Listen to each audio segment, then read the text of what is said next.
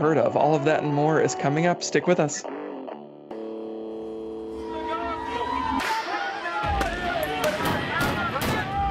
have sex before you marry is a bad idea.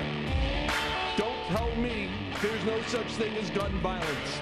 That just depends on your definition of when life begins. There are problems of sin and habit that cannot be solved outside the person of our Lord Jesus Christ.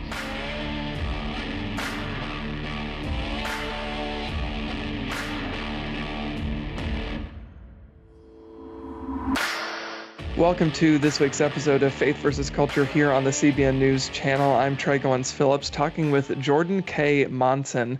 Jordan, I want to dive right in. You have a new book coming out about Katharine Barnwell, who in some of my research has been referred to, I believe, by you as well, as one of the most influential missionaries that we've never heard of. So give us a 30,000-foot view of who Katharine is and why it's important that we as believers have an awareness of her work. Yeah, I mean, she is just incredible, and she's done almost all of her work outside the limelight, right? She's not part of this sort of celebrity industrial complex. She doesn't speak at popular conferences. So all of her work has been sort of done in the shadows. But she is one of the most influential Christian missionaries, or even Christian people, in all of human history. And the reason is, if you go to almost any minority language around the world today, there are about 7,000 languages spoken in the world, and only a few hundred of those have full Bibles. We're nearing maybe 1,000 now. So a ton of languages around the world are working on Bible translation projects, whether that be spoken, sort of oral Bibles that you can hear through some sort of device or player, or written Bibles, the Jesus film. All these different ways of getting scripture out to people. If you go almost anywhere in the world today and look at people who have heard the gospel in their mother tongue, right, their first language, in the last 30 or 40 years, if they've gotten it for the first time, it's almost surely downstream of her work. They've gotten that scripture either from her disciples of her disciples, her students of her students, her trainings, her books, the method that was translated via. It's all her work. She's sort of the headwaters of this entire movement of moving Bible translation away from Western leadership and putting that leadership into the hands of the global church. So the baton in all of missions has really passed from the West to the global church. And that, at least in Bible translation, a lot of that work comes back to her. You're a scholar in your own right, and this is your first book, this biography of Katharine Barnwell. But for Christianity Today, you've written extensively about Katharine. That's kind of how this book was born out of, is some of the writing that landed in Christianity Today. How did you discover Katharine, if she is this person that is so ubiquitous and has had such an impact, but is so obscure, at least by name? How is it that you were able to figure out who she was? Was that kind of like a gold mine moment when you realized, like, wow, how is this something that nobody knows about? Yeah, well, I'll tell you the story. So I was a young nobody in Bible translation. My title, I kid you not, was Bible Translation Consultant, and then in parentheses, it was in training, intern. I had two sets of parentheses. That's how far down the totem pole I was. This was about 2011 or 2012. And I was sitting at a conference table at a Bible translation conference, and a kind colleague leans over to me and she says, do you want to know, or do you want to meet the Michael Jordan of Bible translation? And I thought, Michael Jordan of Bible translation, that's an interesting way of phrasing things. And so I looked to the door to see who she's referring to walking into this conference hall. And, Michael Jordan, you have a certain image in your head. And all of a sudden, this elderly British lady in her younger 70s walks in with a bit of a limp. And she said, that's her. That's the Michael Jordan of Bible translation. And I was just like, the mind job of trying to make that mind picture work sort of threw me off. And I noticed around the room, as all of these senior leaders, these really, important people who had served in Bible translation for 40 years, people who were sort of CEO, president, CFO, those types, all, like, the whole room just stopped, right? The temperature of the entire room of hundreds of Bible translators, it just stopped, and everyone sort of looked to her. And one by one, these incredibly important people walked up to her. And it's the only way that they could show more reverence is if they bowed, right? Like, it was crazy. And so I thought, I have to learn more about this person. And so I started learning about her legacy and her work. And it just so happened that then in my training, right, because I was this in-training intern, I was going to be sent to Nigeria to train under her. And then because of a terrorist attack, not too long before I was to fly to train under her, all of us got rerouted. So us youngins, the in-training interns, they said, sorry, the terrorism, Islamic and Christian infighting is too severe, and you can't go. And so I knew I had lost a lot, but I didn't know quite how much I had lost. And so here I was rerouted. Instead of working with this incredibly famous, maybe one of the most influential Bible translators or missionaries of all time, I had to go find some other track. And so it kind of created this chip on my shoulder, or this sort of hook in my mind, where I lost this chance to work with one of the greats, and I couldn't satisfy that itch. I couldn't put it to rest until I figured out and learned more about her. So that kind of set me on this journey of figuring out her legacy and just why she was so influential. Is her lack of notoriety something that you think is intentional? Has she tried to kind of shroud herself from the spotlight, or is that something that she's been maybe unintentionally slighted just because people aren't aware of how significant her work has been, especially when it comes to Bible translation to tribes around the world and other cultures? Right. I think it's a bit of both. So in America, we have a kind of hyperfixation on celebrity, right? So if you're not in front of microphones, if you're not in stadiums, if your picture is not up there on the screens, you don't seem influential, right? Even if you are. And so, Katie Barnwell, we call her Katie, she spent most of her life in Nigeria. And so she was not available for conferences, right? She wasn't available to do these speaking gigs. And she didn't really care about being on the evangelical industrial complex of writing a book a year, and doing the tours and all that. And so she sort of slipped away from the limelight, or she was never noticed, if that makes sense. But if you look at the number of people in the world who have become Christians largely because of her work, there's a very real claim to her having more than 100 times the influence of Billy Graham. Just incredible. And I have the receipts for that, in the book and in the Christianity Today article. That's not just hot air. There's actual numbers behind that. Wow.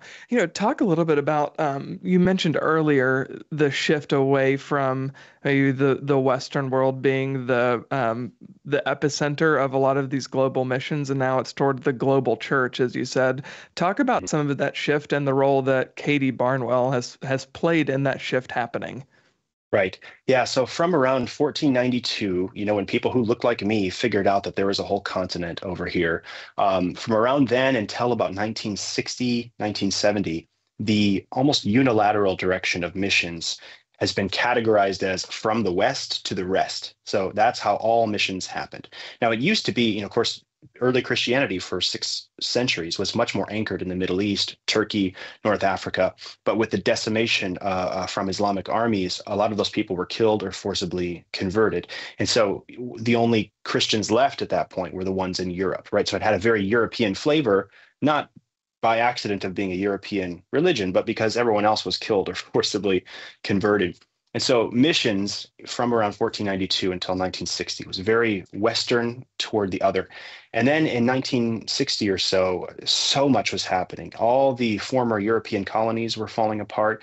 A lot of things were changing in the world. There was the sexual revolution, Vietnam, all of these sort of growing pains were happening, a major shift in our culture, maybe like 2020, right, with COVID, another major growing pain time.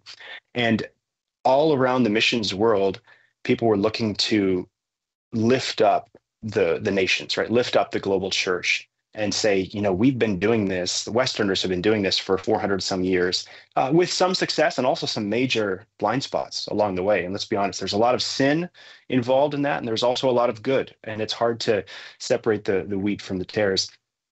And it was time. It was time to pass the baton and hand it off to the local church. And so Katie Barnwell, one of the things she did is she trained the world to translate the scriptures for themselves. And she was the one who wrote the trainings, wrote the books, equipped all of the early students. And so today, if you look at a family tree of just about any Bible translator on earth, if you follow that family tree up from their trainer to their trainer to their trainer, you've got 3,000 or 4,000 people who all go back to Katie Barnwell. She's the fount from which all other training on this planet seems to come. Wow. Well, there's so much more that I want to talk about in Mhm. Katie's story because I think it's rich with so much there, and she's obviously had such a huge influence on modern missions around the world. So everybody, stick with us. We're going to fit in a quick break. I'll be right back with more on faith versus culture.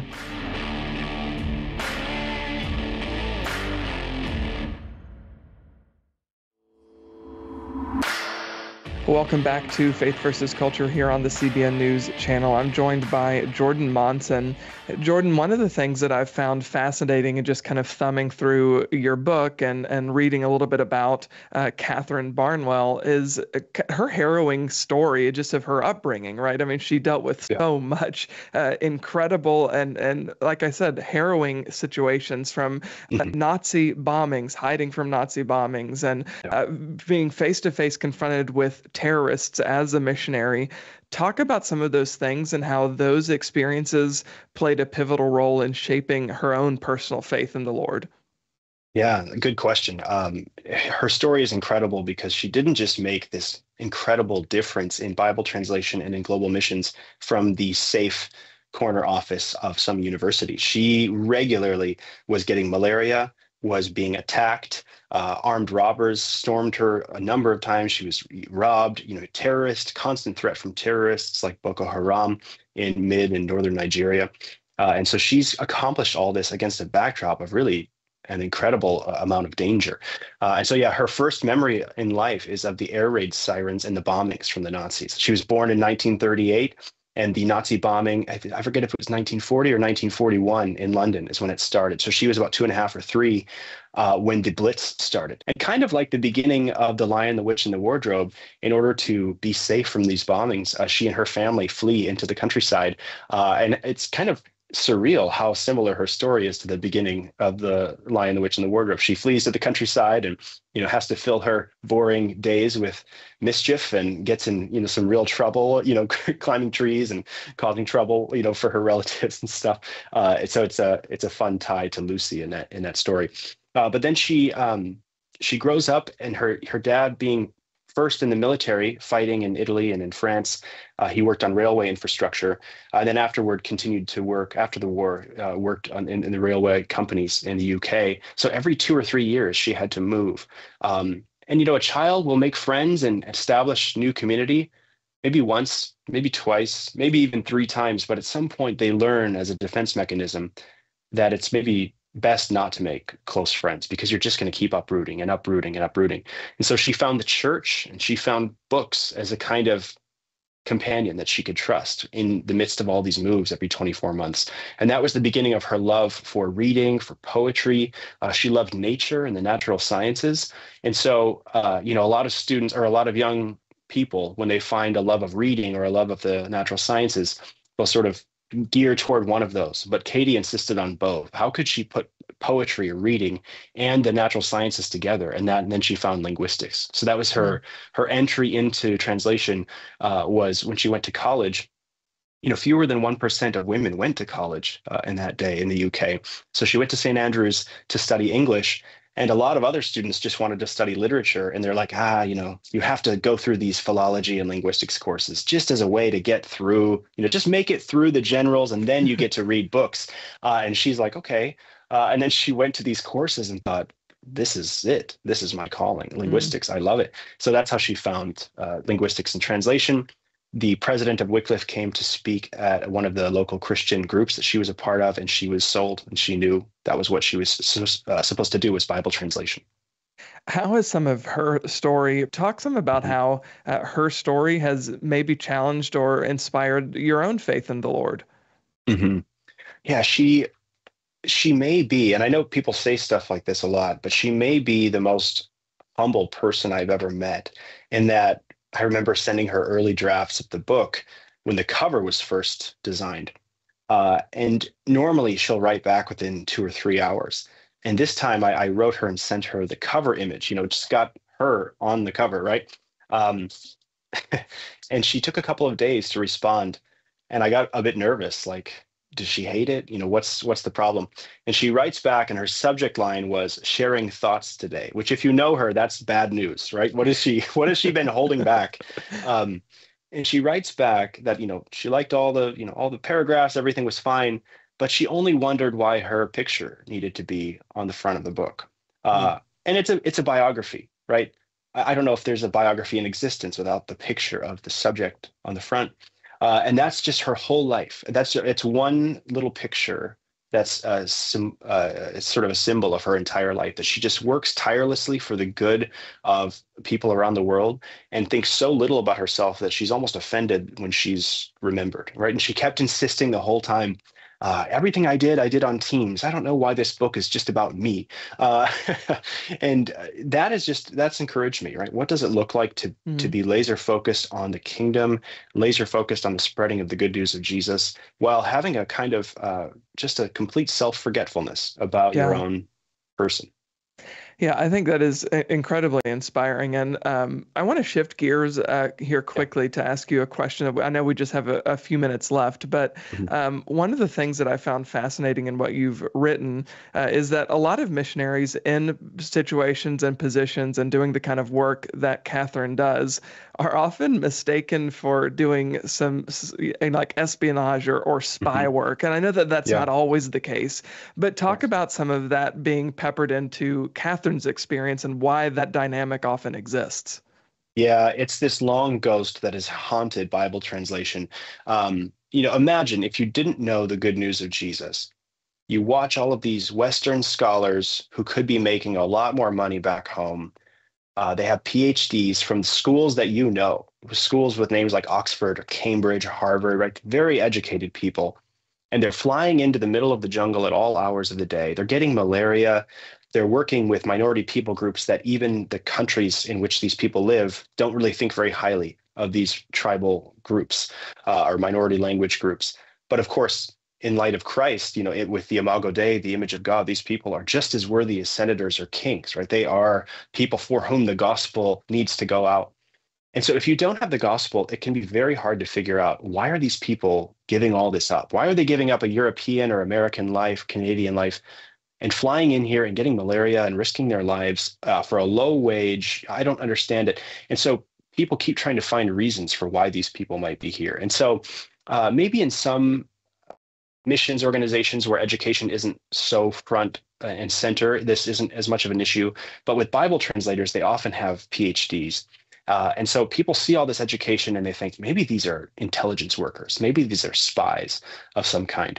And there's never been any credible evidence. As a journalist, as a scholar, a regular hunter of skeletons, the notion that you could keep 10,000 Bible translators around the world quiet about some sort of affiliation with intelligence is just ridiculous. It would be the greatest coup ever accomplished, I think, at that point, right? Honestly, yeah. And there's nothing there.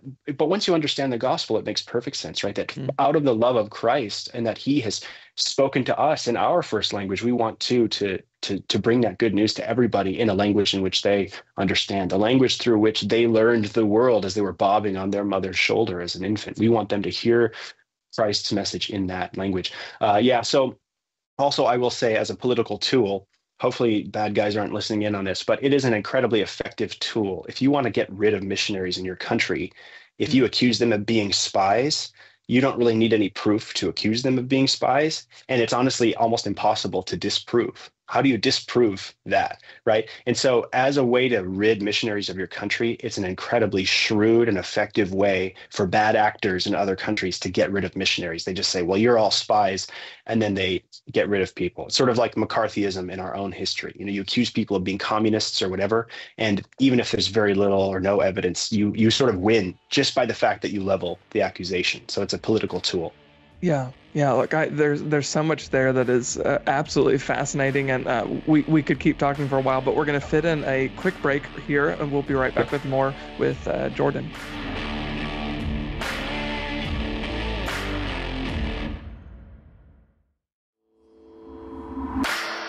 Oh, welcome back to Faith versus Culture. We're here with Jordan Monson. Jordan, so your book, Katharine Barnwell, what's the elevator pitch? Why should they be picking up a copy of this book? Yeah, Katharine Barnwell is I would say one of the 5 or 10 most influential Christian missionaries who's ever lived, one of the most influential Christians who's ever lived. I've got more in the book on this, but you have to go almost all the way to St. Patrick or St. Thomas until you find someone who's of an equal influence in the world. There are 300 or 400 million people who have become followers of Jesus just from the Jesus film alone, which she helped to completely rewrite some of their methods of translation.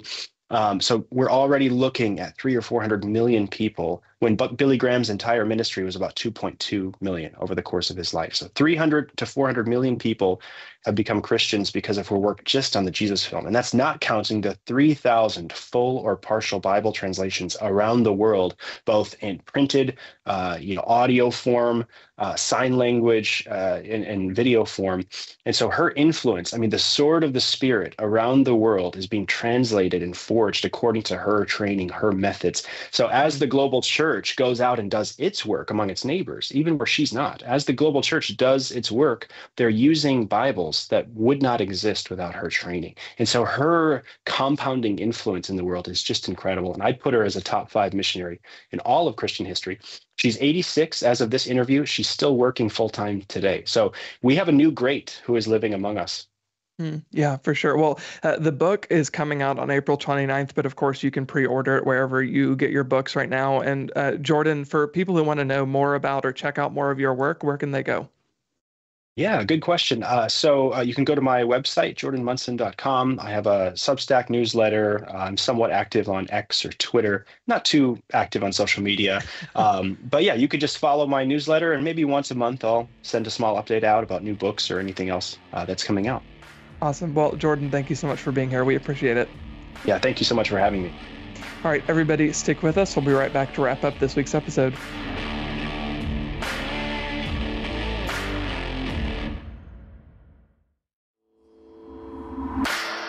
Well, that is all the time we have for this week's episode of Faith versus Culture here on the CBN News Channel. Thank you so much for being with us for that conversation. If you want more news from a Christian perspective, head on over to cbnnews.com. Never miss any news of the day.